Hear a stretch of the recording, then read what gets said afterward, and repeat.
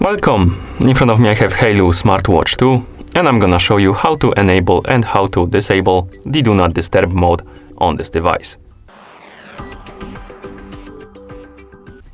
First, we need to wake up the screen on our watch, and we can do it by pressing the side button. After you wake up the screen, swipe down from the top of the screen to open the quick panel. And on this panel you should see the Do Not Disturb mode icon, the one that looks like a moon. To enable the mode, simply tap on this icon. The icon will change the color. It's gonna be highlighted basically. This means that the Do Not Disturb mode is enabled. And you can then press the side button or swipe up to close the quick panel. And to disable the Do Not Disturb mode, simply wake up the screen, open the quick panel and tap on the icon again. It should be grayed out. This means that the Do Not Disturb mode is disabled. If your watch is paired with a phone, you can also enable the Do Not Disturb mode via the phone app. So let's bring our phone right here.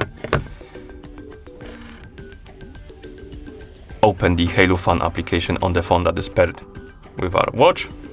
Tap on the Me icon, select Haylou Smart Watch 2 from the list. And on this page, scroll down and tap on the DND Mode. And here we can enable the mode by tapping on the switch, like this. Now when we open the quick panel, the Do Not Disturb mode will be enabled. And to disable it, simply tap on the switch again. You can also set up a schedule for it. So basically when it turns on automatically and turns off automatically. So we can tap on start time and set the time on which the Do Not Disturb mode will be turning on. For example, let's set it to 11:30. And the end time or finish time, basically when it's gonna turn off automatically. So let's set it to maybe something like 6:30,